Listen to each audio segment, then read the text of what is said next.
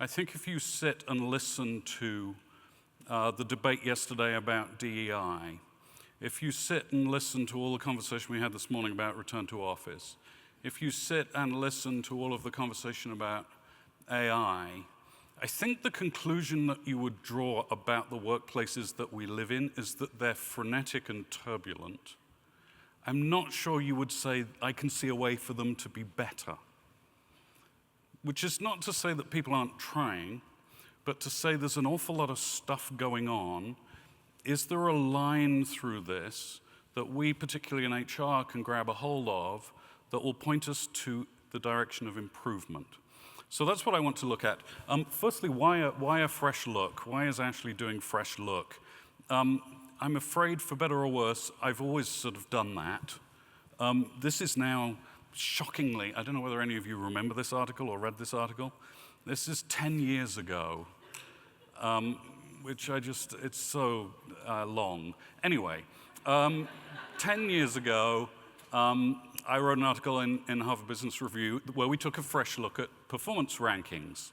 And we sort of changed the question. Rather than, how many slots should you have on the rating scale or how often should you do the rating thing, we asked the question, how do you help a manager build a strong team? And it led to a different set of answers, and it led to a different set of insights. And so taking the fresh look was very useful. A few years after that, I took a look at feedback and asked why is feedback, which we all think is so fantastic, why is it also so annoying?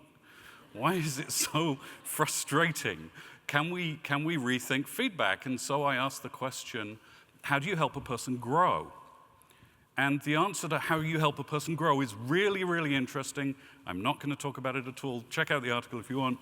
But it leads you in a very different direction. And then, having taken a fresh look at those things, with my good friend and colleague Marcus Buckingham, we took 9 more fresh looks at things and wrote a book about them. So I seem to be in the fresh look business.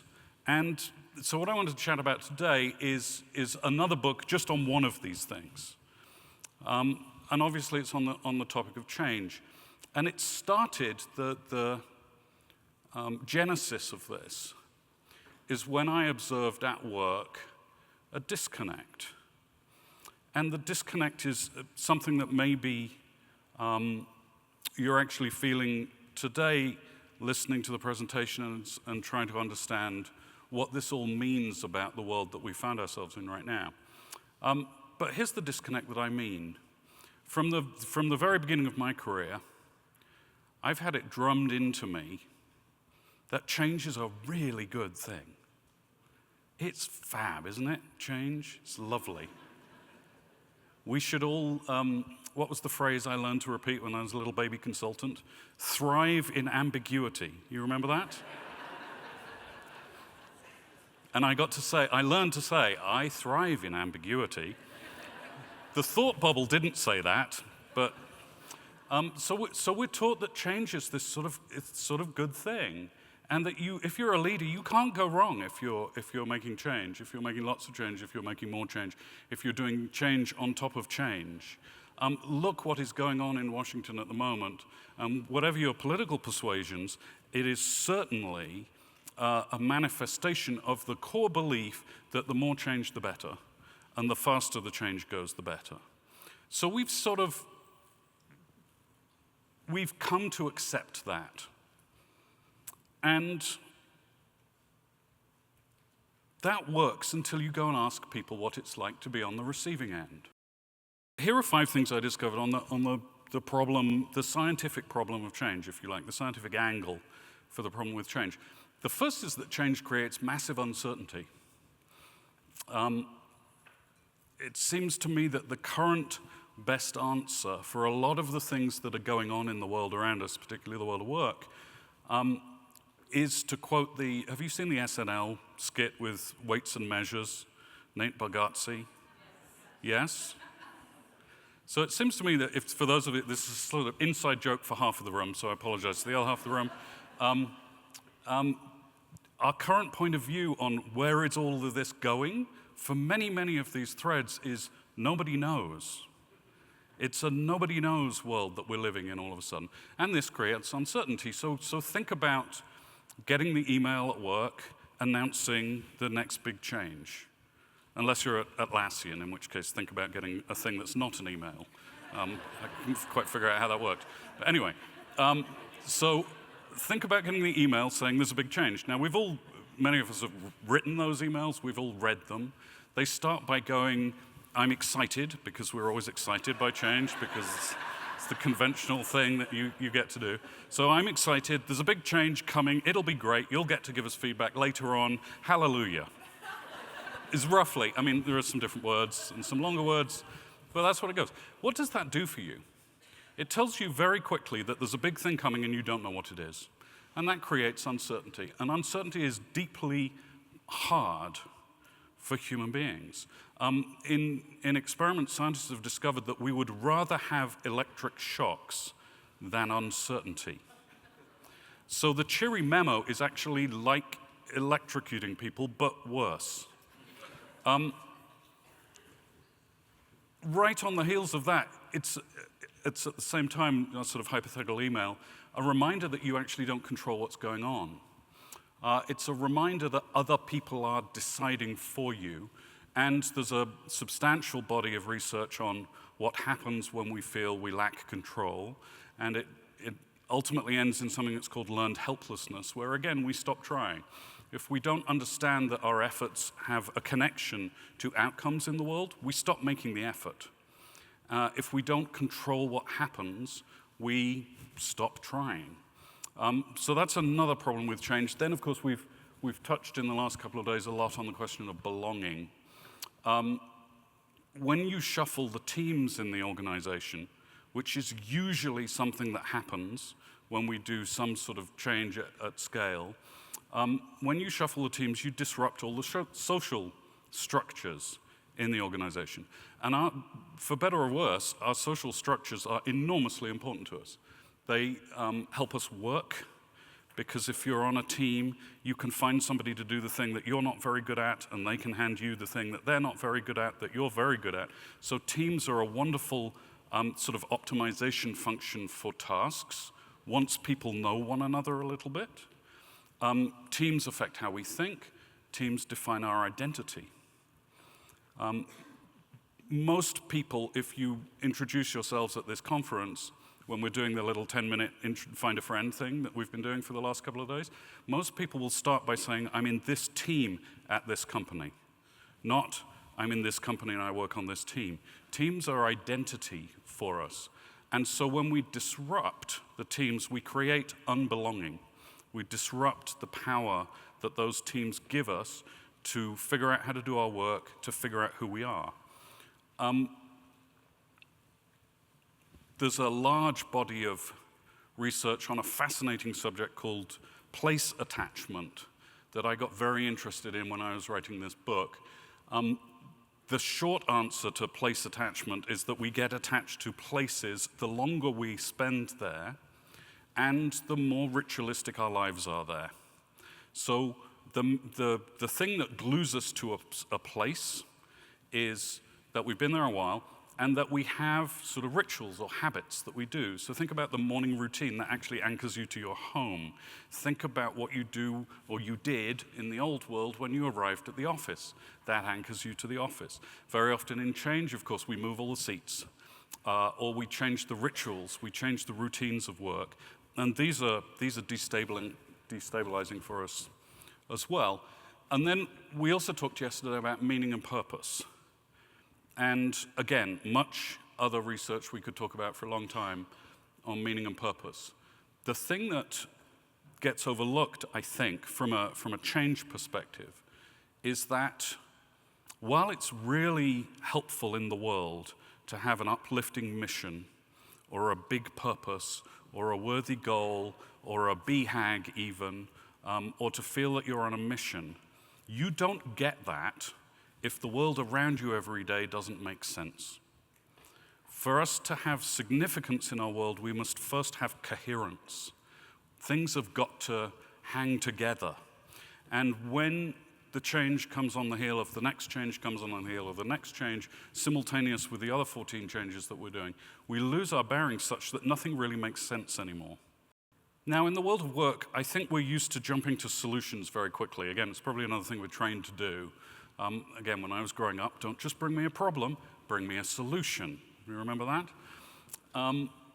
But I think problems demand a little more interrogation than perhaps we usually give them. And it's certainly true with some of the problems I've looked at in the past. When I looked at the problem with performance ratings or feedback, it has led fairly directly to a reimagined way of doing something, if you're honest with yourself about what the problem is and if you look at it square in the eye, as it were. This is true with change as well, and it's true in a sort of obvious way. Change is hard on people. There's a lot of it about. Do less of it. That's a sort of obvious thing to say. Recognize that when people show up on a Monday morning, their change meter for that week is not at 0. It's at 7.4 million, because that's the world that we're living in. And so think twice before adding another change initiative and another new technology and another process change and another policy change and another team and another layer and another communication and another mandate. So that's the obvious bit. Think harder about change. Don't take it for granted. Don't imagine that it is always a good thing because this. But I think this problem's even more interesting than that because it can also do something a little magical for us. Within it, it contains the seeds of a new way of thinking about an organization and a new way of thinking about our role in HR. So what does this particular problem illuminate? Well, if we invert these things, what it tells us is something of the essential nature of human performance. This is not what makes life hard. This is what makes life easier. This is what makes life more productive. This is what makes life more fulfilling, more engaged, more innovative. These are the things that we are surely trying to build in our organization. The problem with change is that it robs us of these things. But the silver lining is that it can teach us how to build better workplaces. And it can teach us how to build people up. This is where I think we can take something away from all of the discussions that we've heard in the last couple of days and that we'll hear for the balance of today and tomorrow, and ask the question, well, what does it mean for all of us? What does it mean for all of us in HR? What can we do about all of these things?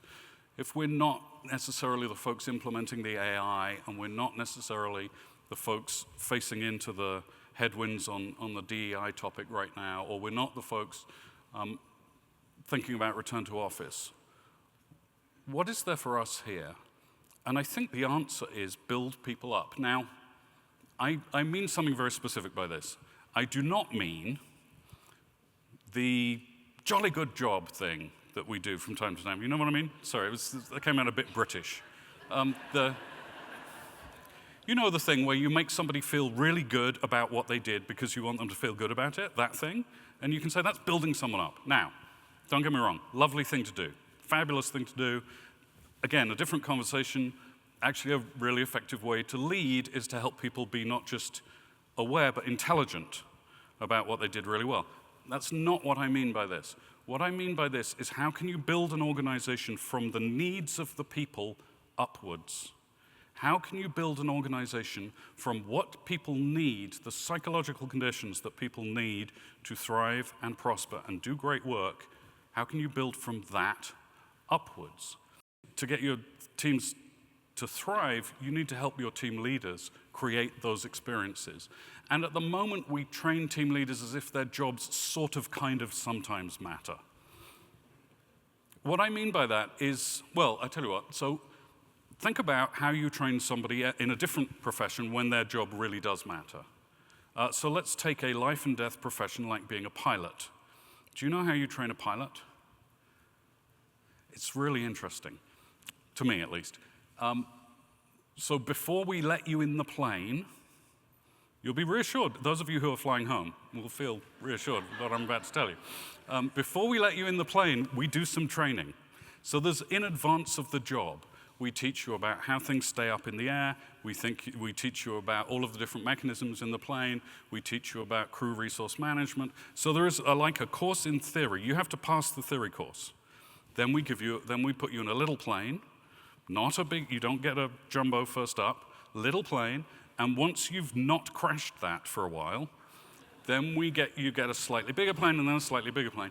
And then once a year you have to do refresher training in simulators where we give you, okay, these are the most frequent abnormal events in flight that we've recorded in the past 20 years. So you've got to be really good at each of those.